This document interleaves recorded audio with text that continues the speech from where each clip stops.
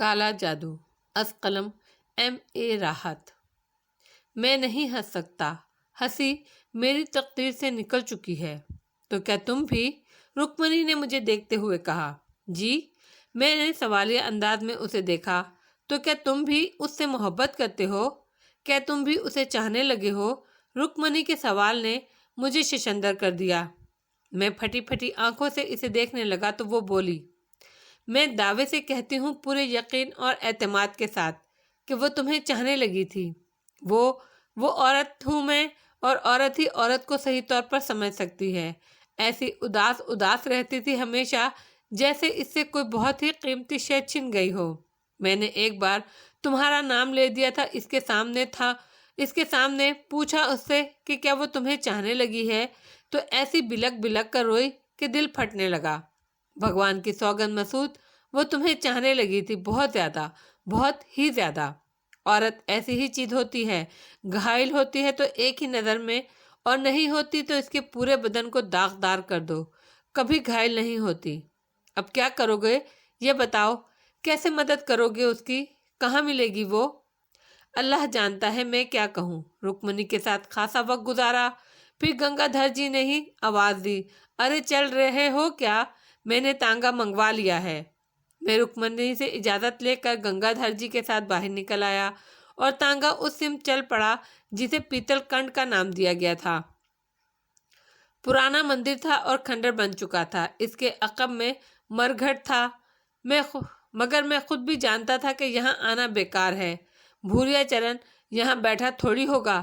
پھر بھی ہم نے مندر کا ایک ایک گوشہ چھان مارا۔ گنگا دھر نے تو حلق پھاڑ پھاڑ کر سریا کو آوازیں بھی دی تھی۔ اس کی آواز میں محبت تھی اور درد و کرب تھا۔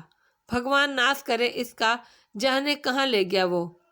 چلے میرے حلق سے بامشکل آواز نکل سکی تو اور کیا، بس نہ جانے کیوں من چاہا تھا تمہارے ساتھ ادھر آنے کا۔ تانگے والے کو روکے رکھا ہے، وہ انتظار کر رہا تھا۔ ہم اس میں بیٹھ کر واپس چل پڑے۔ پتہ ہی نہیں چل سکا کچھ کون تھی، کیا بپتا پڑی تھی بیچاری پر۔ تم نے بتایا تھا کہ اس کا بھائی ملا ہے تمہیں؟ ہاں۔ کہاں ہے وہ؟ یہیں میرے پاس ٹھہرا ہوا ہے۔ کہاں؟ کمال الدین پہلوان کے ہاں۔ آپ مجھے وہیں اتار دیں۔ میرے پاس نہیں رکو گے؟ ابھی نہیں گنگا دھر جی، اسے سنبھالنا بھی ضروری ہے، میں نے کہا، اور گنگا دھر خاموش ہو گیا۔ پھر بہت دیر تک خاموشی طاری رہی۔ پھر گنگا دھر نے کہا، ایک بات کہیں بیٹا، پوری کر دو گے؟ کہیے گنگا جی، وچن دو ہمیں، اگر سریا مل جائے تو ایک بار، بس ایک بار اسے ہمارے پاس ضرور لانا۔ بیٹی سمجھنے لگے تھے ہم اسے۔ ہمارے بڑے بھیا کے 2 بچے تھے، ہمارے ہی پاس ہیں۔ سسری گونگی تھی مگر بھول نہیں سکیں گے اسے، جیون بھر کے لیے۔ گنگا دھر رونے لگے۔ میرے بھی آنسو آ گئے تھے۔ ان سے وعدہ کر کے میں اپنی منزل پر اترا۔ اچھا ہوا تھا کہ اکرم کو ساتھ لے کر نہیں گیا، اس سے اس بارے میں بات بھی نہیں کی تھی، ورنہ اسے آس ہو جاتی۔ اسے کچھ بھی نہیں معلوم تھا، پتہ چل جاتا تو اس کا نہ جانے کیا حال ہوتا۔ کمال پہلوان کے گھر میں داخل ہو گیا۔ کمال پہلوان موجود نہیں تھا۔ کچھ شاگرد اکھاڑے میں کام کر رہے تھے۔ بڑے ادب سے سلام کیا۔ شاید کمال پہلوان نے انہیں میرے بارے میں کچھ الٹا سیدھا بتا دیا تھا۔ اکرام کمرے میں موجود تھا۔ مجھے دیکھ کر بے اختیار مسکرا دیا۔ بڑی مشکل سے میں نے خود کو سنبھالا، ورنہ دل تو اندر سے بری طرح زخمی تھا۔ کہاں ہو مسعود بھائی؟ بتایا تو تھا تمہیں، گنگا دھر جی سے ملاقات ہو گئی۔ اوہو، کام ہو گیا آپ کا؟ ہاں، میں نے تھکے تھکے انداز میں کہا۔ اکرام ہنسنے لگا۔ میں نے سوالیہ نظروں سے اسے دیکھا تو وہ بولا، یہاں سے کب چلنا ہے مسعود بھائی؟ کیوں؟ کیا بات ہے؟ کمال پہلوان ہمیں کھلا کھلا کر ہلاک کر دیں گے۔ بڑا دلچسپ نظریہ ہے ان کا۔ کیا؟ میں نے بیٹھ کر پوچھا۔ کہتے ہیں اللہ تعالیٰ نے جو نعمتیں زمین پر اتاری ہیں ان سے بہرہ ہونا ضروری ہے، ورنہ روز قیامت ایک اور گناہ کا جواب دینا پڑے گا۔ کچھ اور کھلایا ہے؟ میرے ہونٹوں پر بھی مسکراہٹ پھیل گئی، کیونکہ صبح کا ہولناک ناشتہ مجھے یاد تھا جو استاد کمال الدین نے ہمیں ناک تک ٹھسا دیا تھا۔ آپ کے جانے کے کچھ دیر کے بعد سرخ سرخ ٹماٹر نمک چھڑکے ہوئے سینی بھر کر لے آئے اور بیٹھ گئے کھلانے۔ کہنے لگے، خون کی کمی پوری ہوتی ہے ٹماٹروں سے۔ بڑی مشکل سے اچھے خاصے ٹماٹر کھانے کے بعد پیچھا چھوڑا۔ کچھ دیر کے بعد پھر سیر بھر کی شکرقندیوں کے ساتھ نازل ہو گئے۔ فرمایا بھاڑ پر بھنوا کر منگوائی ہیں، خاص طور سے ہمارے لیے۔ نہ کھانا گناہ، بلکہ اگر زیادہ انکار کر دیا تو دھوبی پاٹ مار کر چت کر دیں گے اور سالم شکرقندی حلق میں اتار دیں گے۔ ایسے ہی تیور ہوتے ہیں ان کے، کسی چیز کے کھانے سے انکار کرنے پر۔ ہنسے بغیر نہیں رہ سکا۔ اکرام نے کہا ہنس لیجئے، آپ کے لیے بھی احکامات موجود ہیں کیا؟ میں نے سہم کر پوچھا۔ کافی بچ گئی تھی مگر شاگردوں میں تقسیم کر دی گئی۔ ساتھ ہی ایک شاگرد کو حکم دیا گیا کہ شبن بھڑ پونجے سے کہہ دینا کہ شام کو کچھ اور شکرقندیاں بھون دے میاں صاحب کے لیے، ٹھنڈی ہو کر خراب ہو جاتی ہیں۔ واقعی خوب ہیں ہمارے پہلوان، ماشاءاللہ ان کی خوراک بھی قیامت ہے، حالانکہ جسامت ایسی نہیں مگر خوب کھاتے ہیں۔ تھکن ہو گئی تھی، اپنی بپتا کسی کو سنا نہیں سکتا تھا، دل پر بھاری بوجھ تھا۔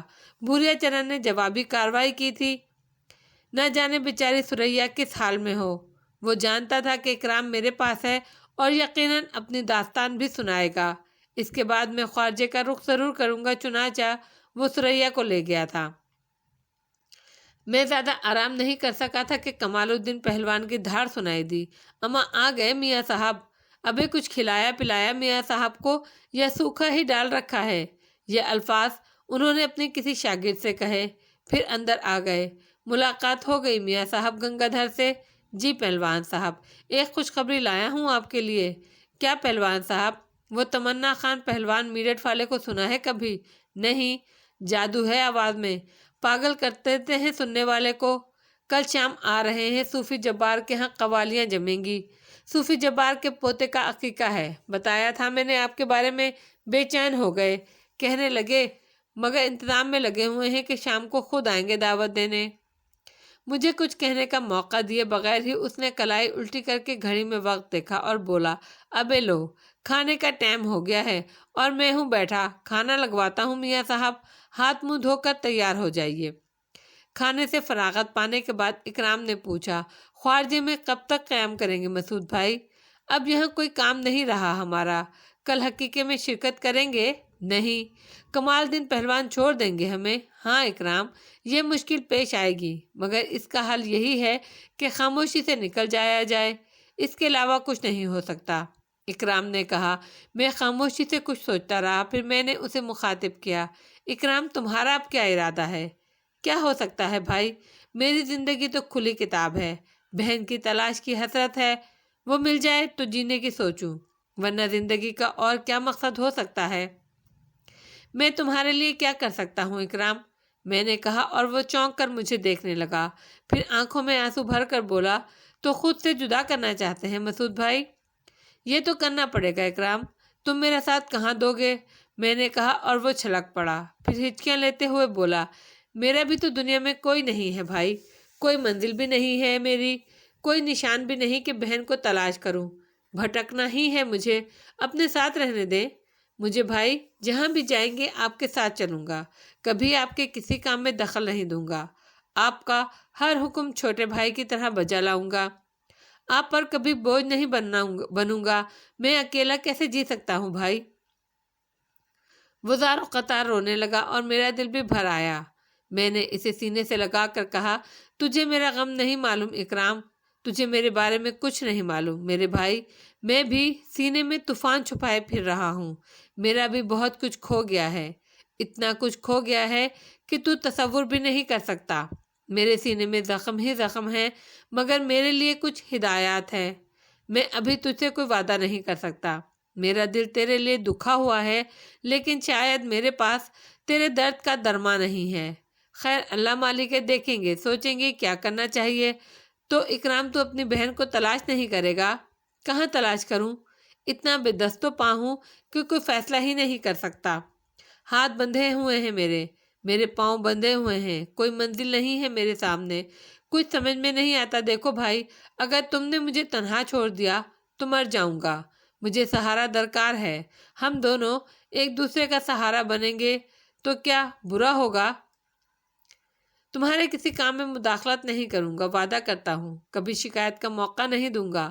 میں نے اکرام کا شانہ تھپ تھپایا، حالانکہ اپنے طور پر میں کوئی فیصلہ نہیں کر سکا تھا، کہاں ساتھ لیے پھرتا اسے، बेचारी सुरैया भूरिया चरण के कब्जे में थी। हाँ, भूरिया चरण का जब भी सामना हुआ मैं इससे लड़की को चुंगल से छुड़ाने की कोशिश करूंगा, लेकिन इसके बाद क्या होगा? इस दौरान इकराम न जाने कहाँ से कहाँ निकल जाए, जी सके या ना जी सके। बेचारे कमाले पहलवान अपनी आदत से मजबूर थे, निचला बैठना ही नहीं चाहते थे। खातिर मदारात के चक्कर में दीवाने हो गए। कुछ सोचने समझने में एक बार फिर नाजिल हुए। इस बार एक बड़ी सी सीनी में गंडेरियां और सिंघाड़े रखे हुए थे, लाकर मेरे सामने रख दिए। काली ताल के सिंघाड़े हैं, केवड़े के रसगुल्ले खाकर देखो। कमरे भर में खुशबू ना फैल जाए तो हमारा नाम कमाले पहलवान नहीं है। और ये गन्ने लाला बनवारी लाल के खेत के हैं, जिनकी हमने गंडेरियां बनवाई हैं आपके लिए मियाँ साहब। चलो शुरू हो जाओ, देर नहीं करो। कमाले पहलवान, इतना तो खाना खाया है। अम्मा, तो खाने के बाद ही की तो चीज़ है ये। चलो चलो, तकल्लुफ नहीं करो। कुछ भी है, जवान तो हो, यही खाने पीने की उम्र है। इस उम्र में ना खाया तो फिर क्या बुढ़ापे में खाओगे, जब मुंह में दांत नहीं होंगे ना पेट में आंत। चलो भाई, शुरू हो जाओ। तुम कैसे हो? शक्ल देखने लगते हो खाने पीने की चीज़ें देखकर। जब हम जवान थे ना, तो बस यूँ समझ लो, समझ में नहीं आता था कि कैसे खा जाएं। कमाले पहलवान ने ऐसा अंदाज इख्तियार किया कि कुछ देर के लिए जहन से सारे ख्यालात हट गए और होठों पर मुस्कुराहट आ गई। इकराम का तो दम निकलने लगा था। अब कमाले पहलवान की सूरत देख देख कर हमने इसके कहने से कुछ गंडेरियां उठा ली और इन्हें चपाने लगे। कमाले पहलवान गंडेरियों की इफादत पे तजकर लेक्चर देने लगे थे, जो मसूड़ों और दांतों के बारे में था। फिर खुदा के फजल से किसी ने इन्हें बाहर से आवाज़ दे ली और वो चले गए। इकराम खामोश था। मैंने भी फिर कोई गुफ्तगू नहीं की। बहरहाल मसला तो गंभीर था और इस मामले में फैसला करना मेरे लिए भी मुश्किल था। हाँ, मैंने ये ज़रूर सोच लिया था कि अब मदद लिए बगैर गुजारा नहीं। मुझे हिदायत ज़रूर लेनी पड़ेंगी और इसके लिए कशफ करना पड़ेगा। ये वो आम बात नहीं थी जिसका फौरी फैसला किया जाए। चुनाचा गंडेरियाँ और सिंघाड़े मुसीबत बने रहे। इसके बाद कमाला पहलवान एक बार फिर आ गए। अम्मा, एक खुशखबरी सुनाएं आपको। मियाँ साहब, गन्ने का रस निकलवाया है, रसावल पक रही है। घरवाली ने खाने में मज़ा आएगा। मैंने कह दिया है कि साथ में गोभी गोश्त पका ले। कैसा रहेगा? बहुत अच्छा, मैंने आहिस्ता से कहा। अब सारी तवज्जो इस बात पर हो गई थी कि इकराम को साथ रखा जाए या नहीं। खुद कोई फैसला नहीं कर पा रहा था। रसावल और गोभी गोश्त मैदे में ठूसना ही पड़ा। मेज़बान की दिल आज़ारी भी गुनाह थी। फिर जब रात भीग गई, इकराम सो गया, तो उठकर वज़ू किया और एक गोशा मुंतखब कर कर बैठ गया। दुरूद पाक का विर्द मुबारक शुरू किया कि रहनुमाई की दुआ मांगी और इंतज़ार करने लगा। मलून भूरिया चरण एक बहुत बड़ी सी मकड़ी की शक्ल में नजर आया। ज़मीन से आसमान तक उसने जाला तान रखा था। बड़े बड़े बदनुमा पैरों से उस पर दौड़ रहा था। इसकी सुर्ख आंखें किसी खास सिम देख रही थीं। मैंने इसकी आंखों का ताक़ुब किया तो दूर से इकराम नजर आया। वो हैरान और परेशान उस जाले के तारों पर चल रहा था। इसके भटके कदम कभी एक सिमत उठते तो कभी दूसरी सिमत। मुझे अंदाज़ा हो गया कि वो इकराम को शिकार करना चाहता है। अपने घनाउने मकसद के लिए जाहिर है वो मेरे ज़रिए इस मकसद की तकमील में नाकाम हो रहा था और अब इकराम इसकी उम्मीद का मरकज़ था। वो आसानी से इसे नहीं छोड़ सकता था। इसके लिए वो सब कुछ करेगा। फिर मैंने इसे इकराम के उक़्क़ब में पहुँचते देखा। इकराम इसकी गिरफ्त में आने ही वाला था कि अचानक ही मैंने आगे बढ़कर इकराम का हाथ थाम लिया और भूरिया चरण मुझे देखकर वापस भाग गया। इसके साथ ही ये मंजर ख़त्म हो गया। ये गोया इकराम को साथ रखने की इजाज़त थी। मैंने इसे जहन नशीन कर लिया।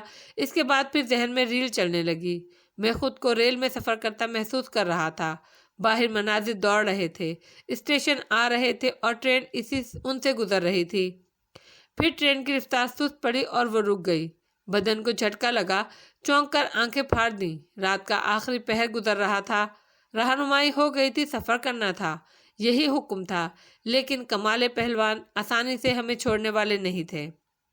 खामोशी से निकल जाने के अलावा कोई चाराकार नहीं था। इकराम को जगाया। वो मिजाज आशना हो चुका था, समझ गया और खामोशी से मेरे साथ चल पड़ा। سیدھے اسٹیشن پہنچے، ٹکٹ خریدے اور ریل میں بیٹھ گئے۔ سفر شروع ہو گیا۔ دماغ میں رات کے واقعات کا تصور تھا۔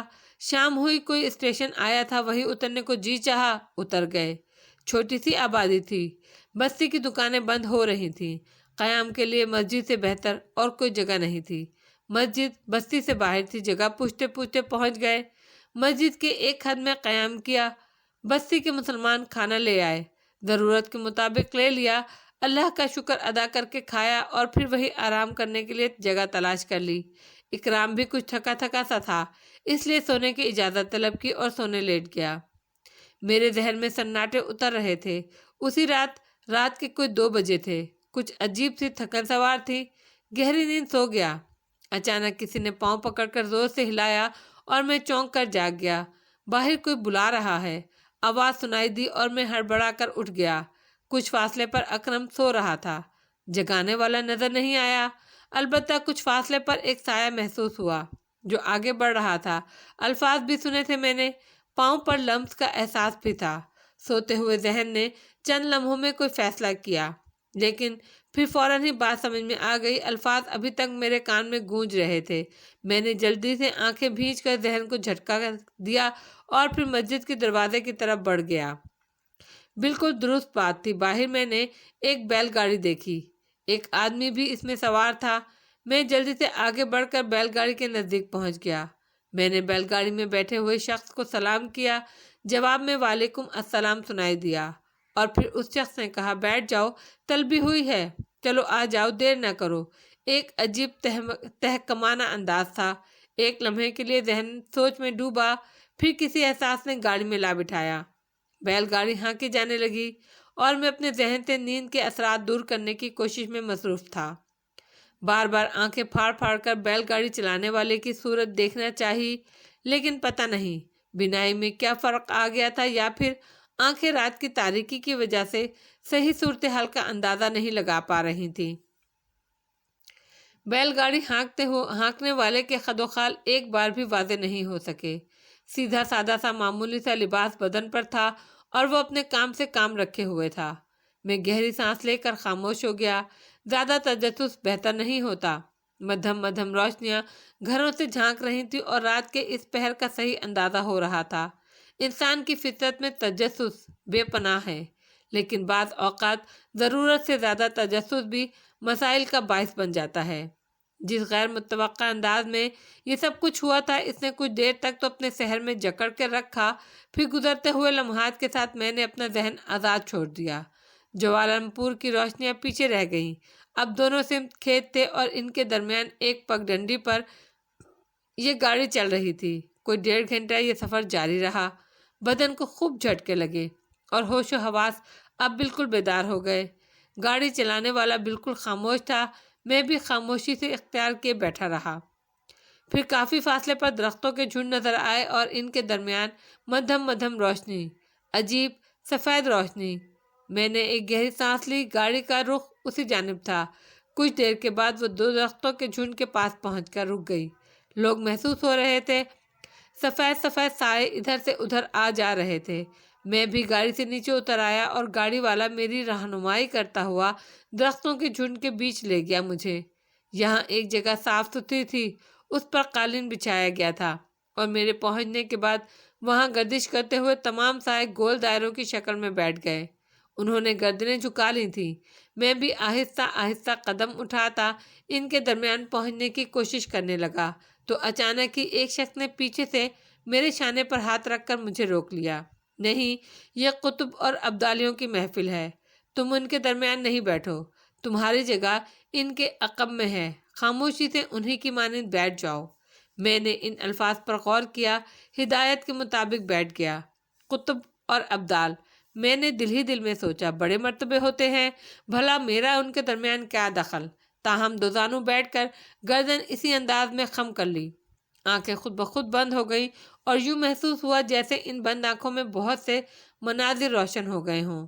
میں نے ان تمام سایوں کو کھڑے ہوتے دیکھا۔ مدھم مدھم آوازیں کانوں میں ابھر رہی تھیں اور گفتگو کی جا رہی تھی۔ پھر چند افراد میری طرف متوجہ ہوئے۔ ایک شخص نے مجھے بغور دیکھتے ہوئے کہا، نہ تم قطب ہو نہ ابدال، اور یہی تجویز کیا گیا ہے تمہارے لیے کہ ابھی رکنیت اختیار کیے رہو۔ ایک کارکن کی قدر و قیمت بھی بہت ہوتی ہے، اور جو تجویز کیا جائے وہی زیادہ بہتر ہے کہ ترک دنیا کے لیے بہت کچھ ترک کرنا پڑتا ہے، لیکن برا نہیں کہ دنیا سے تمہارا تعلق رہے۔ ہاں، جو ذمہ داریاں سونپی جائیں ان کی انجام دہی کے بعد ہی منزل مل سکتی ہے۔ سو ذمہ داریاں نبھانے کے لیے ابھی بہت کچھ ہے، وقت ختم نہیں ہوتا۔ سوچ مختصر ہوتی ہے، عمل طویل۔ اس عمل طویل سے گزرے بغیر کوئی نہیں ملتا، کچھ بھی نہیں ملتا۔ لیکن ترک دنیا کرنا چاہو تو آرزو کرنا، اور نہ چاہو تو نقصان نہیں۔ تمہارا واسطہ چند افراد سے ہے، جہاں سے ابتدا ہوئی تھی وہاں واپسی لازمی ہوگی۔ اس کے بعد چھوڑنا چاہو گے تو قبول کیا جائے گا، وہ بھی فیصلے کے بعد اور عمل کی گنتی گن کر۔ چنانچہ تمہارے لیے طے پایا کہ جہاں ذمہ داریاں سونپی جا رہی ہیں وہاں تمہاری بھی کچھ ذمہ داریاں ہیں۔ وہ جو تم سے زیر ہوئے ہیں بے شک، لیکن وہ ابھی حیات ہے، تمہیں اس کا پیچھا کرنا ہے۔ 7 کھونٹے گاڑے ہیں اس نے، اور یہ 7واں کھونٹا اکھاڑنے ہیں تمہیں، کہ ذمہ داریاں تم پر سے کم کر دی گئی ہیں۔ جو پورنیاں تم نے اپنی حماقت سے خود پر چڑھا رکھی تھی وہ ایک گندی روح کا شکار ہو گئی، اور تم خوش قسمتی سے اپنے وقت کے طوالت کو کم کرنے میں کامیاب ہو گئے۔ لیکن وقت مختصر نہیں ہوتا، اور تمہیں اس طوالت سے گزرنا ہے۔ وہ 7 کھونٹے رفتہ رفتہ تمہارے سامنے آئیں گے، اور یہ تمہارا فرض ہوگا کہ انہیں اکھاڑ پھینکو۔ بڑی بڑی باتیں ہی نہیں، چھوٹے چھوٹے کام وہ بھی ہوتے ہیں، اور صرف بڑے ہی کاموں کی طرف توجہ دینا بالکل غیر مناسب ہے۔ سو یوں کرو کہ چل پڑو، اور اسے ساتھ رکھنے میں کوئی حرج نہیں ہے، کم از کم اس وقت تک جب تک کہ ایک شیطان اس کا پیچھا کر رہا ہے۔ تمہیں اس کی مدد کرنی ہے، اسے بچائے رکھو، اور جو چھوٹے چھوٹے ضرورت مند تم تک پہنچے ان کی ضرورت میں کام آؤ۔ لیکن خاموشی سب سے بہتر ہوتی ہے، تمہیں ہر کام خاموشی سے کرنا ہے۔ خبردار، کسی ستائش سے نڈھال نہ ہو جانا کہ وہیں سے برائیوں کا آغاز ہوتا ہے۔ ہاں، دلوں کو رکھنا بھی ایک عبادت ہے، اس سے گریز نہیں کرنا، اور جو دلوں میں آئے اسے زندہ رکھو۔ ابھی تمہیں قتل کی اجازت نہیں ملی ہے، اس کے لیے تو بڑے مدارج طے کرنے ہوتے ہیں۔ بس اتنی ذمہ داریاں تھیں تمہاری، واپسی میں وہ جگہ چھوڑ دو، اور ضروری نہیں کہ تم اس کا اعلان کرو کہ لوگ معصوم ہوتے ہیں اور عقیدت وسیع، لیکن اس میں کچھ برائیاں بھی شامل ہو جاتی ہیں، تمہیں اس سے گریز کرنے کا حکم دیا جاتا ہے۔ بس اب واپسی اور نہ سمجھ پائے ہو تو سمجھا دیا جائے گا کہ ابھی طالب علم ہو، علم کے سمندر سے ایک قطرہ بھی حاصل نہیں کر سکے، تاہم جو فرض پورا کر رہے ہو اس کا ذرا ضرور ملتا ہے، سو ملے گا۔ بس اب جاگ جاؤ۔ مجھے زوردار جھٹکا لگا، یوں محسوس ہوا جیسے اچانک بلندی سے نیچے گر پڑا ہوں۔ اس طرح دوزانے بیٹھا ہوا تھا، لیکن آنکھوں کے سامنے نہ وہ جھنڈ تھا، نہ روشنی، اور نہ ہی ابدالوں کی محفل، بلکہ جہاں مسجد میں بیٹھا تھا سویا تھا وہی جگہ تھی۔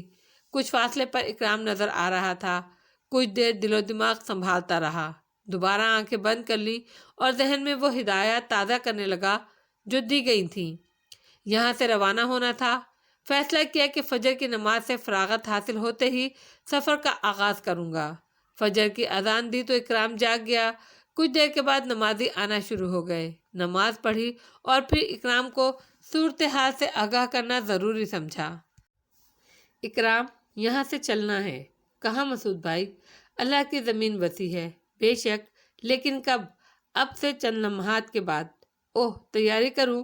تیاریاں کیا کرنی ہے، بس اٹھیں گے اور چل پڑیں گے۔ نمازی ایک ایک کر کے چلے گئے، اور میں اکرام کے ساتھ خاموشی سے باہر نکل آیا۔ پھر ایک سمت اختیار کر کے ہم تیز رفتاری سے چل پڑے۔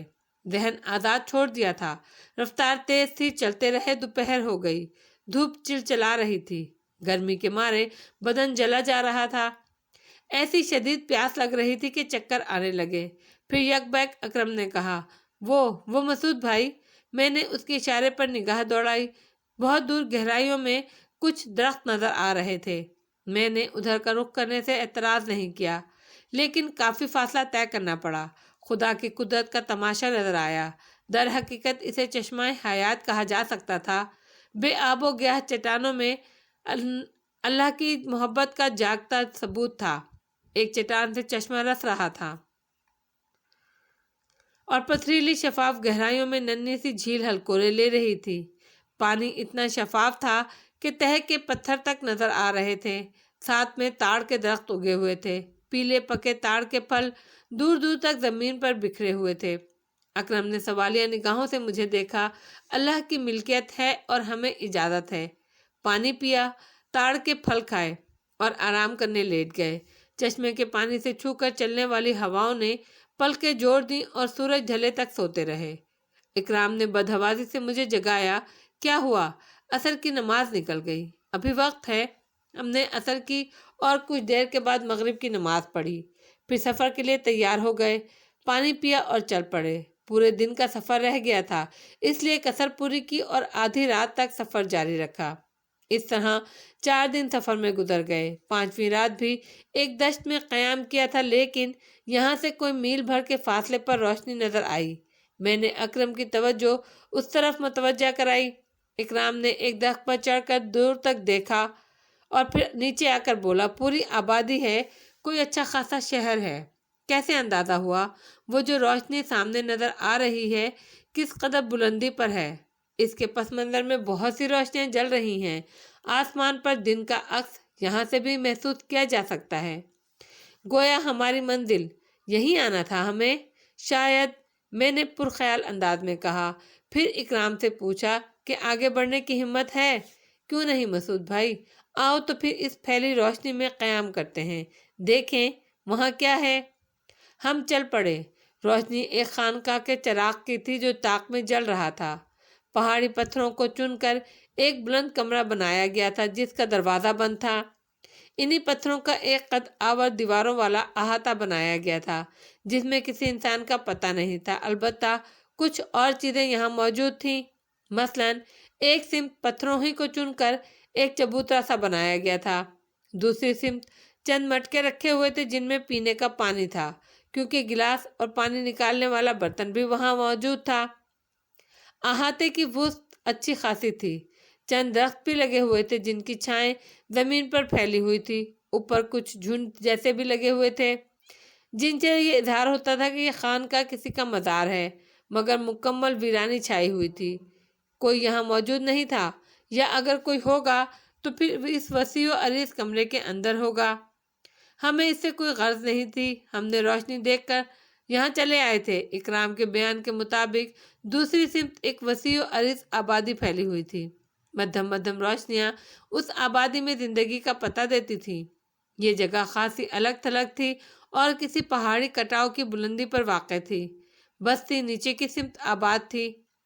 मैंने एक गहरी सांस लेकर इकराम को देखा और कहा, इकराम, अच्छी जगह है, क्या ख्याल है? हाँ मसूद भाई, आपके कहने के मुताबिक अल्लाह की वसी और अरीज़ ज़मीन पर हर जगह अच्छी है, तो बस फिर यही क़याम करना ज़रूरी होगा। आ जाओ, ये मुनासिब है। और वो गोशा अपना लेते हैं, दरख्तों की पनाह में पहुंच जाएं। इकराम ने हस्ब आदत गर्दन हिला दी। हमने एक साफ सुथरी जगह डेरा डाल लिया। वक्त गुजरता रहा। सोने की कोशिश कर रहे थे। न जाने रात का कौन सा पहर था कि अचानक कुछ आहटें महसूस हुई।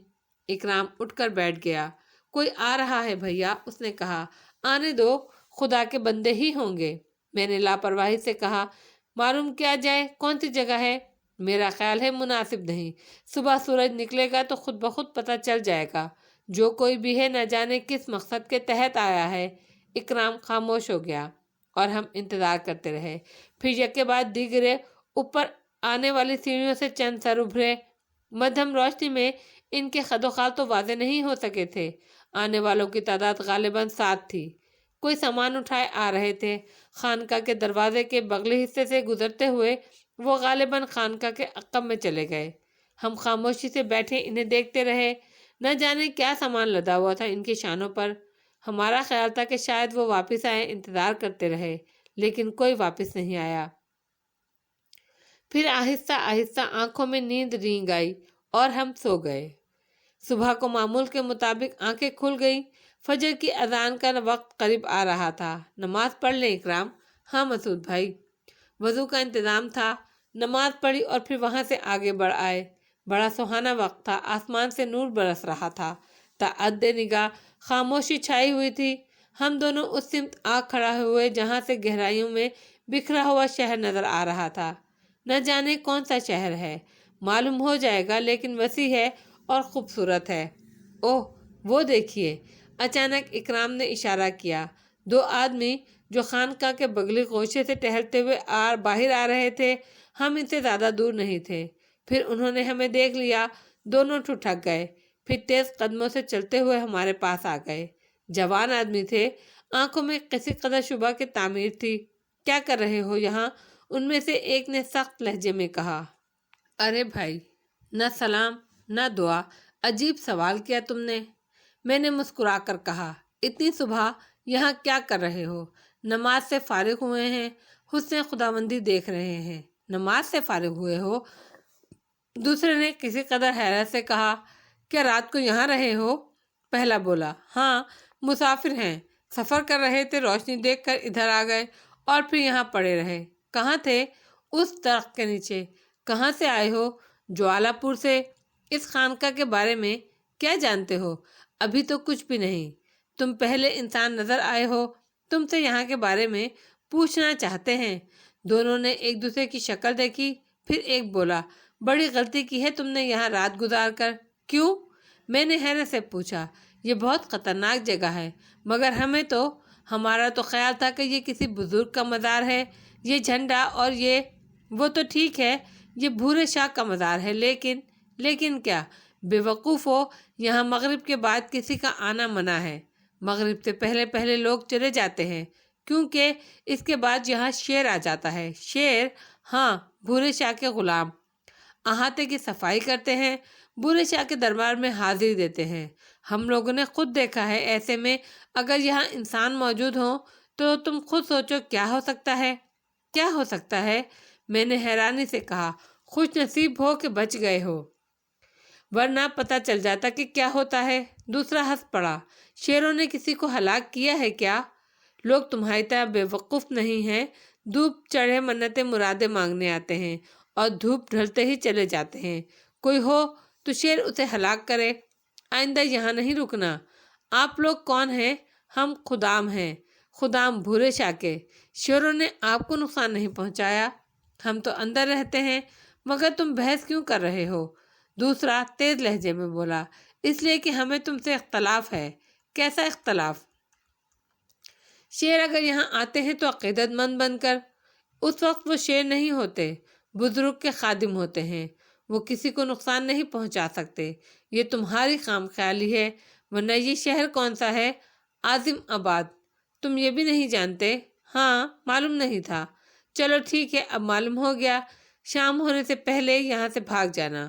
وہ آگے بڑھ گئے۔ میں نے مسکرا کر اکرام کو دیکھا۔ کیا کہتے ہو اکرام؟ عجیب سی باتیں ہیں، مگر ہمیں کیا کرنا؟ نہیں اکرام، یہی ہمارا ٹھکانہ ہے جب تک۔ میں نے جملہ ادھورا چھوڑ دیا۔ اکرام نے چونک کر مجھے دیکھا اور خاموش ہو گیا۔ عقیدت مندوں نے آنا شروع کر دیا تھا۔ پھول، ہار، چادریں، خانقاہ کا دروازہ کھل گیا۔ ہم نے بھی اندر موجود مزارات کی زیارت کی۔ ایک وسیع قبر بنی ہوئی تھی جو پھولوں اور چادروں سے ڈھکی ہوئی تھی۔ دوپہر کے بعد رش بڑھ گیا، کچھ خوانچے والے بھی آ گئے۔ میری جیب میں 8 روپے موجود تھے جو جوالا پور سے نکل آئے تھے، تو اس لیے خرچ پھر ملنے لگا تھا۔ جو کچھ ملا خرید کر پیٹ بھر لیا۔ پورا دن گزر گیا۔ سر شام لوگوں نے واپسی شروع کر دی۔ کچھ گھبراہٹ سی پائی جاتی تھی، غالباً اسی روایت کا نتیجہ تھا۔ دیکھتے ہی دیکھتے انسان غائب ہو گئے، سورج چھپ گیا۔ ہم نے پرانا ٹھکانہ سنبھال لیا۔ خانقاہ کا دروازہ بند ہو گیا، چراغ روشن ہو گئے۔ اب اکرام بھی اس ماحول سے پوری دلچسپی لے رہا تھا۔ رات کو اچانک وہ دونوں آ گئے، پورے احاطے کا چکر لگا کر ہماری طرف آئے۔ ارے تم ابھی تک یہاں موجود ہو؟ ہاں بھائی، ابھی کچھ وقت یہاں گزاریں گے۔ اور ہم نے جو کچھ کہا تھا، اللہ مالک ہے۔ دونوں کچھ سوچتے رہے، پھر واپس پلٹ گئے، لیکن کچھ دیر کے بعد وہ پھر آئے۔ ایک کے ہاتھ میں کھانے کے برتن تھے۔ خانقاہ کے مہمان بنے ہو تو کھانا کھا لو۔ جزاک اللہ۔ میں نے انحراف نہیں کیا۔ وہ کھانا رکھ کر چلے گئے اور ہم کھانے میں مصروف ہو گئے۔ پانی کے برتن بھی تھے۔ عمدہ کھانا تھا، خوب ڈٹ کر کھایا، پھر پانی پیا، لیکن اچانک پانی پیتے ہی میرا سر بری طرح چکرانے لگا۔ عجیب سی کیفیت ہو گئی، ہر شے گھومتی محسوس ہو رہی تھی۔ اکرام لمبا ہو گیا۔ میں نے اسے آوازیں دینا چاہی لیکن زبان ساتھ نہیں دے سکی، اور پھر میں بھی دنیا و مافیا سے بے خبر ہو گیا۔ غالباً صبح ہو گئی تھی، کچھ درختوں سے دھوپ کی لکیریں زمین کرید رہی تھی اور دن کی وجہ سے ارد گرد کا ماحول خاصا روشن ہو گیا تھا۔ میری نگاہ نے اطراف کا جائزہ لیا۔ بدن کے نیچے کھردری سنگی فرش موجود تھا، بھورے رنگ کا ناہموار دیواریں تھیں، جن رخنوں سے روشنی کی لکیریں جھانک رہی تھیں وہ بے ترتیب تھی، یعنی وہ روشن دان نہیں تھے بلکہ باریک باریک درزیں پڑی ہوئی تھیں۔ صاف ظاہر ہو جاتا تھا کہ کوئی پہاڑی غار ہے۔ نگاہوں نے اپنا کام شروع کیا اور پورا کیا تو دوسرے احساسات جاگے۔ ان میں پہلا احساس یہ تھا کہ دونوں ہاتھ پیر نہایت مضبوطی سے کس کر باندھ دیے گئے ہیں اور اس طرح کہ یہ بندشیں کھولی نہ جا سکیں۔ فوراً ہی اکرام کا خیال آیا۔ دیواریں اور چھت تو دیکھ لی تھی، فرش پر اکرام کے تصور سے نظر دوڑائی تو وہ ایک دیوار ہی سے لگا بیٹھا نظر آیا۔ مجھ سے پہلے جاگ گیا تھا، مگر جاگنے کی بات کہاں، اسے تو بے ہوشی کے بعد ہوش کا نام دیا جا سکتا تھا۔ اکرام کی صورت دیکھتے ہوئے میں نے گزرتے لمحات پر نظر دوڑائی اور صاف ظاہر ہو گیا کہ جو کھانا ہمیں دیا گیا تھا اس میں کوئی خواب آور شے ملی ہوئی تھی۔ کچھ اور پیچھے ذہن دوڑایا تو وہ لوگ یاد آ گئے جنہوں نے کھانا دیا تھا۔ ہمارے بارے میں ان کے سوالات کرنے کا انداز مشکوک تھا، اور اس کے بعد غالباً انہوں نے ہمارے بارے میں فیصلہ کیا تھا، اور اسی فیصلے کے تحت ہمیں خانقاہ کا مہمان بنایا گیا تھا۔ لیکن کیوں؟ آخر کیوں؟ اکرام بھی یقیناً بے ہوش زمین پر پڑا ہوا ہوگا، اور کھسک کھسک کر اس نے دیوار کی پشت پناہی حاصل کی ہوگی۔ میں نے بھی اپنے ہاتھوں اور پیروں کو جنبش دے کر دیکھا اور مجھے احساس ہوا کہ میں بھی کھسک کر اکرام کے پاس پہنچ سکتا ہوں، سو میں نے اس پر عمل کر ڈالا اور چند لمحات کے بعد اس دیوار سے جا لگا۔ اکرام ساکت بیٹھا ہوا تھا۔ اس کی صورت دیکھ کر مجھے ہنسی آ گئی اور وہ حیران ہو کر مجھے دیکھنے لگا۔ کیا سوچ رہے ہیں؟ میں نے سوال کیا۔ بس یہی تمام سب کچھ، اور ایک بات اور بھی سوچ رہا ہوں۔ وہ کیا؟ مسعود بھائی، اگر انسان کی زندگی میں کوئی ایسا دکھ نہ مل جائے اسے جو اس کے دل کو داغدار کرتا رہے، تو سچی بات یہ ہے کہ یہ زندگی جو بھی ہے گزار رہا ہوں، یا اگر مجھ سے اتفاق کرے تو ہم گزر رہے ہیں، بری نہیں ہے۔ ارے انوکھی بات کہی تم نے اکرام، یعنی یہ زندگی جو ہم گزار رہے ہیں تمہیں پسند ہے؟ ہاں، اب پسند آ گئی ہے۔ کم از کم اس لمحہ تبدیلیاں تو ہیں، تجسس تو ہے، انفرادیت ہے، خطرہ ہے۔ بلکہ میں تو اب یہ سوچ رہا ہوں کہ جو لوگ ایک لگی بندھی زندگی گزارتے ہیں، گھر سے باہر یا دفتر، دکان یا کھیت یا کسی بھی جگہ جہاں سے انہیں رزق حاصل کرنا ہوتا ہے، اور اس کے بعد واپس گھر، یکسانیت ہوتی ہے زندگی میں، اور یہ زندگی جس کا کچھ وقت میں نے گزارا ہے توقع کے برخلاف، اس میں تو بہت کچھ تھا۔ بس یہ نہیں ہوتا کہ دکان پر جانا ہے، سامان بیچنا ہے، واپس آ جانا ہے، دفتر جانا ہے، فائلوں میں وقت گزاری کرنی ہے اور گھر کا رخ کرنا ہے، بلکہ اس میں پتہ نہیں ہوتا کہ آگے کیا ہوگا، اور جو کچھ معلوم ہوتا ہے وہ بہت ہی لطف دیتا ہے۔ بڑے فلسفی بنے ہوئے ہیں۔ اس وقت ہاتھ پاؤں نہیں دیکھ رہا ہوں، لیکن لطف آ رہا ہے یہ سوچ کر کہ ہوا کیا ہے، اور وہ کون لوگ ہیں جنہوں نے ہمارے ساتھ یہ سلوک کیا ہے، اور یہ کون سی جگہ ہے۔ اکرام کے لہجے میں در حقیقت ذرا بھی خوف کا احساس نہیں تھا، اور ظاہر ہو رہا تھا وہ اس معاملے میں دلچسپی لے رہا ہے۔ میں نے ایک سمت کچھ آہٹیں سن کر کہا، لو، بتانے والے آ گئے۔ بتانے والے دو افراد تھے، دراز قامت، گیروا رنگ کے کپڑے پہنے ہوئے، بہترین جسامت کے حامل اور کرخ چہروں والے۔ ایک دروازے سے اندر آیا تھا اور ہمارے پاس آ کھڑا ہوا تھا۔ دونوں کڑوی نگاہوں سے ہمیں گھورنے لگے۔ میں نے کہا، بھائی، باقی تو جو کچھ ہے وہ آپ بہتر جانتے ہیں، البتہ ایک زیادتی ہوئی ہے ہمارے ساتھ۔ فجر کی نماز قضا کروا دی آپ نے، اور اب تو سورج بالکل نکل آیا ہے کہ زیادہ شریف بننے کی کوشش مت کرو۔ جو کچھ تم سے پوچھا جائے اس کا حساب جواب دو، ورنہ نتیجہ جو ہوگا کہ زندگی بھر کے لیے پچھتانا پڑے گا۔ سڑکوں پر گھسیٹتے پھرو گے۔ دوستانہ مشورہ ہے تمہارے لیے کہ تم سے جو کچھ پوچھا جائے بالکل سچ اور صاف بیان کرو۔ ٹھیک ہے، ہم وعدہ کرتے ہیں، جھوٹ نہیں بولیں گے، لیکن آپ لوگ بھی وعدہ کریں کہ ہمارے کہے کو سچ جانیں گے۔ اس کا تو پتہ چل جائے گا۔ زیادہ چالاک بننے کی کوشش مت کرو۔ چلیے یہ بھی وعدہ ہے کہ زیادہ چالاک بننے کی کوشش نہیں کریں گے۔ تو پھر یہ بتاؤ کہ تم لوگ کون ہو؟ خدا کے فضل سے انسان ہیں اور مسافر ہیں، بس نہ اس کے آگے کچھ ہے نہ پیچھے۔ ایک جملہ بھول گئے۔ ان میں سے ایک زہریلی انداز میں مسکراتے ہوئے بولا، وہ کیا CID والے ہیں؟ وہ شخص بولا اور مجھے ہنسی آ گئی۔ میں نے کہا، ارے نہیں بھائی، ایسی کوئی بات نہیں، بس مسافر ہیں اور جانے بغیر اس طرف نکل آئے تھے۔ یہ کون سا شہر ہے یہی پتہ چلنا آنا تھا۔ جنگل کی جانب سے ادھر پہنچے تھے، خانقاہ کا پہلا چراغ نظر آیا سو اس جانب چل پڑے۔ اس سے پہلے کبھی اس شہر میں نہیں آئے بھورے شاہ کے مزار پر؟ بکواس مت کرو، جھوٹ بول رہے ہو، تمہارا تعلق CID سے ہے۔ ہم نے وعدہ تو کیا تھا کہ جھوٹ نہیں بولیں گے، نہ ہی جھوٹ بولتے ہیں، لیکن اب اپنا وعدے پر پورا نہیں اتر سکتے۔ اب اس کے بعد آپ کی زندگی ہے کہ جس طرح چاہیں ہمارے بارے میں تصدیق کریں۔ جھوٹ نکلے تو قابل سزا ہوں گے ہم، اور سچ نکلے تو ہمیں رہائی دے دیجیے گا۔ رہائی کی بات کر رہے ہو؟ یہاں سے زندہ نہیں جا سکو گے، تم سمجھے؟ تقدیر موت کے لیے وقت اور جگہ معین کرتی ہے۔ اگر باری تعالیٰ نے یہی جگہ ہماری موت کے لیے منتخب فرمائی ہے تو آپ بھی ہمیں یہاں معاف کرنا چاہیں گے تو نہیں کر پائیں گے۔ موت برحق ہے بھائی، بھلا اس سے کیا خوفزدہ ہونا؟ دیکھو، ابھی تمہارے ساتھ کوئی سختی نہیں کی جا رہی۔ تمہارا فیصلہ بھورے بابا شاہ کریں گے اور وہ خود موجود نہیں ہیں۔ جائیں گے تو تمہارے بارے میں انہیں بتا دیں گے۔ البتہ ایک بات ضرور بتا دیتے ہیں، ہمیں فوراً پتہ چل جائے گا کہ تمہارا تعلق CID پولیس سے ہے یا نہیں۔ اور بابا بھورے شاہ کا ایک اصول ہے، اگر وہ کسی کے ساتھ مہربانی کرنا چاہیں اور اس کے باوجود وہ اسے جھوٹ بولیں تو پھر وہ اسے زندہ نہیں چھوڑتے، اپاہج کر دیتے ہیں۔ تمہاری زبان کاٹ دی جائے گی یا ہاتھ پاؤں توڑ دیے جائیں گے اور اس کے بعد تمہیں مزار سے دور پھینکوایا جائے گا۔ تم یہ نہیں کہہ پاؤ گے کسی سے کہ تمہارے ساتھ یہ سلوک کس نے کیا ہے۔ خیر، اس بات کو چھوڑیے، لیکن کیا آپ یہ بتا پائیں گے کہ ہمیں مزار پر CID والوں کا کیا کام ہو سکتا ہے؟ یا پھر یہ کہ آپ کو یہ شبہ کیسے ہوا ہم پر کہ ہم CID والے ہیں؟ یہاں بھلا کون کیا کھوج کرنے آ سکتا ہے؟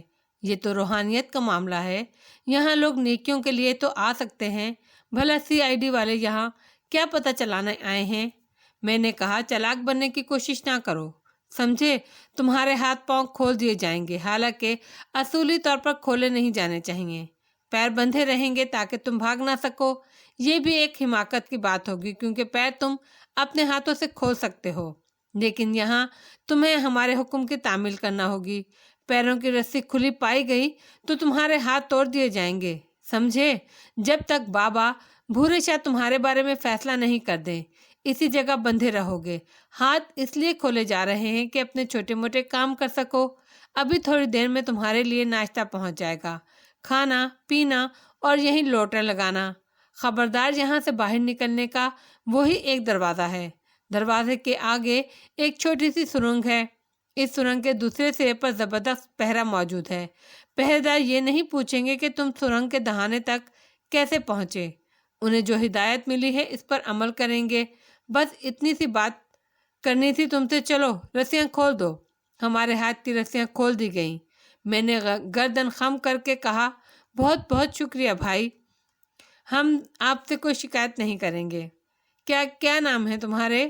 میرا نام مسعود احمد ہے اور یہ اکرام علی ہے۔ اور تمہارا تعلق جوالہ پور سے ہے؟ ہاں، جوالہ پور سے بھی ہے۔ ان دونوں نے میرے اس بھی پر کوئی توجہ نہیں دی تھی، خاموشی سے کھلی ہوئی رسیاں اٹھا کر باہر نکل گئے۔ میں اور اکرام اپنی کلائیاں مسل رہے تھے، جن پر بندھے ہونے کی وجہ سے خاصے گہرے نشانات پڑ گئے تھے۔ اکرام کے بارے میں نے اندازہ لگا لیا تھا کہ اب اس کے اندر بے حد پختگی پیدا ہو گئی ہے، وہ کسی بھی قسم کے حالات سے گھبراتا نہیں ہے۔ کلائیوں کی سوزش جب ختم ہو گئی تو اکرام نے مجھ سے کہا، کیا نتیجہ اخذ کرتے ہیں مسعود بھائی؟ ابھی اس پر غور ہی نہیں کیا اکرام، مجھے تو کچھ اور ہی لگتا ہے۔ کیا؟ یہ خانقاہ ڈھونگ ہے، اور ہو سکتا ہے یہ قبر بھی جھوٹی قبر ہو۔ ایسی داستانیں اکثر سنی ہیں، اس قسم کے جعلی مزارات بنا لیے جاتے ہیں، وہاں بیٹھ کر بہت سی برائیاں کی جاتی ہیں، معصوم اور سادہ لوگ انسانوں کو جال میں پھنسا کر ان سے چڑھاوے وصول کیے جاتے ہیں۔ آپ یقین کیجئے، مجھے تو اسی وقت شبہ ہو گیا تھا جب ہمیں شعر کی کہانی سنائی گئی تھی۔ بلا شبہ بزرگان دین کا ایک مرتبہ ہوتا ہے، وہاں نہ جانے کیا کیا ہوتا ہے، لیکن اس طرح کی پبلسٹی نہیں ہوتی۔ اور پھر آپ ان لوگوں کو بھی نہیں بھول سکے ہوں گے جنہیں ہم نے رات کی تاریکی میں سامان اٹھا کر آتے ہوئے دیکھا تھا۔ کچھ چکر ضرور چل رہا ہے، یہاں کچھ ہو رہا ہے، کچھ جرم۔ اللہ بہتر جانتا ہے۔ اگر ہمارے سپرد اس جرم کی بیخ کنی کی گئی ہے تو ہم اپنا فرض ضرور پورا کریں گے۔ آئندہ کے لیے کیا ارادہ ہے؟ اکرام نے پوچھا اور میں مسکرا دیا۔ میں نے کہا ارادہ یہ ہے کہ پاؤں کی رسی کھولنے کی کوشش نہیں کریں گے۔ دیکھتے ہیں یہ بھورے شاہ صاحب، ارے ہاں ایک بات تو بتاؤ، یہ مزار بھورے شاہ ہی کا تو ہے؟ وہ کہہ گئے ہیں کہ بھورے شاہ آ کر فیصلہ کریں گے، گویا صاحب مزار زندہ ہیں۔ یہ کیسے ممکن ہے؟ جلد بازی میں کہہ گئے شاید۔ ویسے اب ہم ان کے قبضے میں ہیں، ہم سے انہیں خطرہ بھی تو نہیں ہے۔ ہم دونوں خاموش ہو گئے، اپنے اپنے طور پر سوچ رہے تھے۔ پھر ہمیں ناشتہ دے دیا گیا، مکئی کے آٹے کی موٹی موٹی روٹیاں اور ان پر مکھن کے گوندے رکھے ہوئے تھے، ساتھ ہی چھاچھ کے 2 بڑے بڑے گلاس۔ واقعی بڑا ہی عمدہ ناشتہ تھا، لطف آ گیا۔ بڑے عرصے کے بعد ایسی کوئی چیز کھائی تھی۔ اکرام بھی پوری طرح لطف اندوز ہوا، البتہ اس نے کہا ناشتہ بہترین ہے لیکن اسے ہضم کرنے کے لیے تھوڑی سی چہل قدمی ہونی چاہیے۔ نہیں، ایسے ہی ٹھیک ہو جائے گا۔ غالباً وہاں دوپہر کے کھانے کا رواج نہیں تھا، یا پھر میزبانوں نے زحمت اٹھانے کی کوشش نہیں کی تھی، چنانچہ دوپہر یوں ہی گزر گئی۔ ویسے بھی ناشتہ دیر ہضم تھا۔ شام کو 5 بجے کے قریب بھوک لگی تھی۔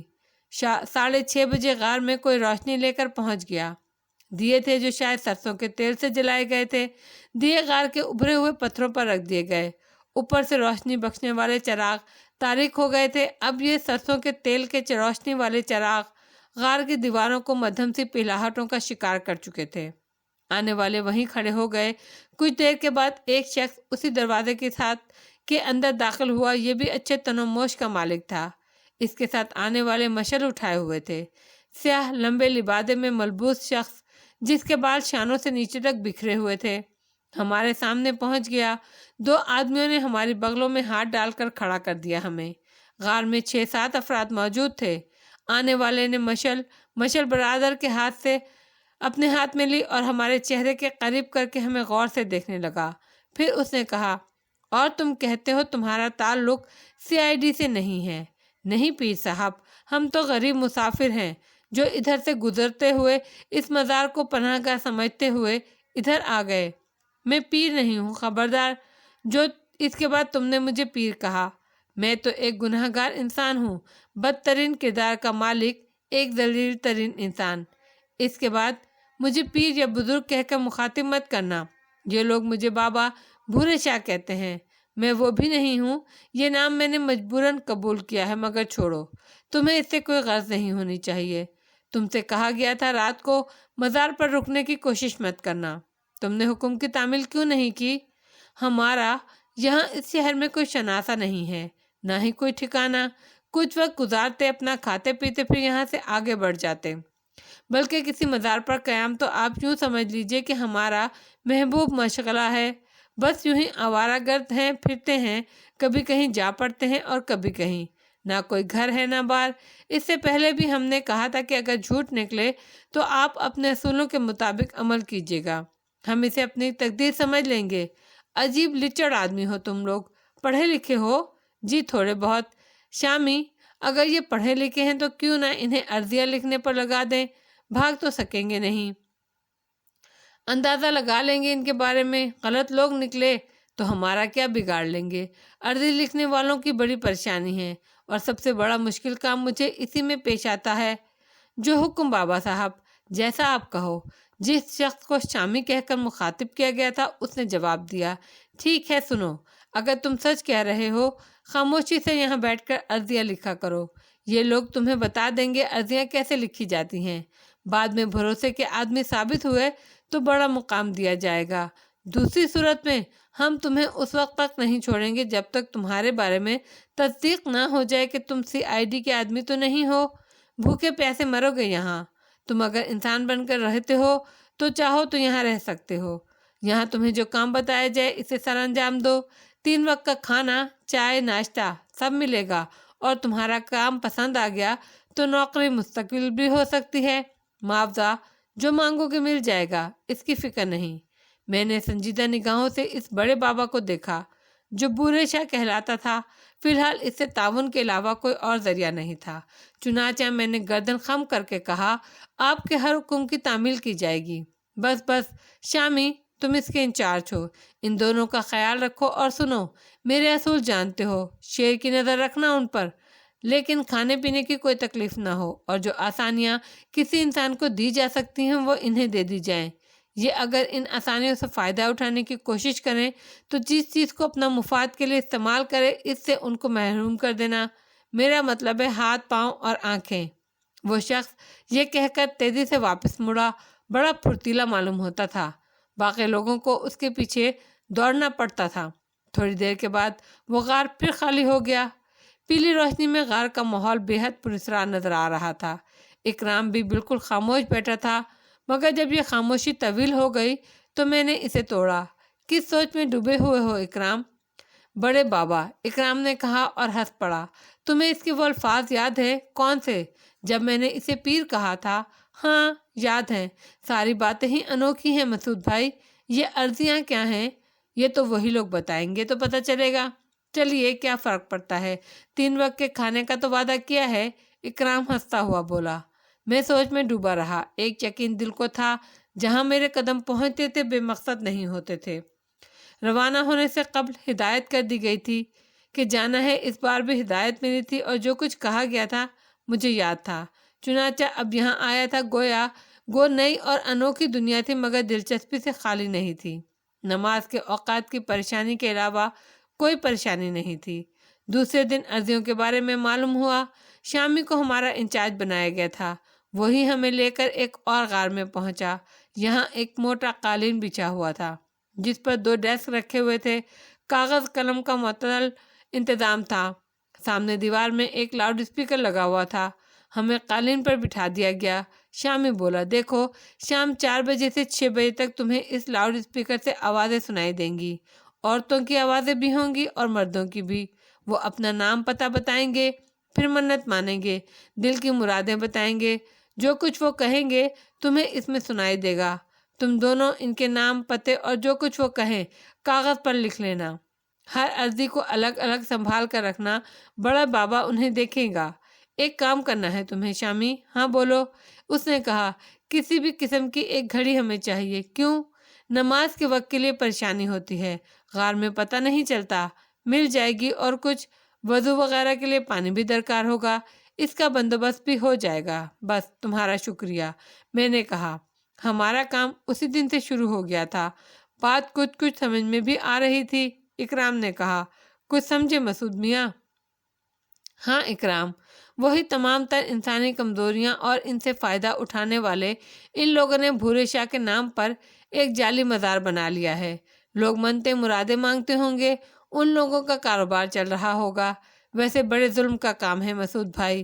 انسان اپنی مجبوریوں کے ہاتھوں بے بس ہو کر ایسی باتوں کا سہارا لیتا ہے، جھوٹے دلاسوں میں کھو جاتا ہے۔ اب ظاہر ہے یہ لوگ انہیں بلانے تو نہیں جاتے ہوں گے نا، خود ہی یہاں یہ سب آتے ہیں، اور ان چالاک انسانوں نے انہیں احمق بنا رکھا ہے۔ یہ سارا کھیل رچا رکھا ہے۔ کیا کہا جائے، غلطی کس کی ہے؟ لیکن کیا آپ کا ضمیر اس چیز کو قبول کر لے گا؟ میں نے مسکراتے ہوئے کہا، مجبوریوں کے بارے میں تم کیا کہہ سکتے ہو اکرام؟ اگر ہم یہ نہ کریں تو تمہارا کیا خیال ہے یہ لوگ ہمیں آسانی سے چھوڑ دیں گے؟ اکرام ایک ٹھنڈی سانس لے کر خاموش ہو گیا۔ میں نے دل میں سوچا کہ لازمی امر ہے جو لوگ یہاں آتے ہوں گے وہ مصیبتوں کا شکار ہوں گے۔ مصیبتوں کا حل وہ انہی ذرائع سے چاہتے ہیں۔ یہ بھی انسان کی ایک کمزوری ہے۔ بزرگان دین صرف دعائیں ہی کر سکتے ہیں اللہ سے، ان کے لیے، اور ہر دعا پوری کرنے والا اللہ ہے۔ اگر ان چھوٹے چھوٹے مسائل کا حل کسی طرح میرے علم میں آ جائے تو میں اس چالاک شخص ہی کو صحیح یہ بتا دوں کہ انہیں کیا کرنا ہے۔ کیا اچھا ہو اگر کسی طرح مشکل میں گھرے انسانوں کو ان کی مشکل کا حل مل سکے۔ بس ایک احساس تھا جو دل میں آیا تھا۔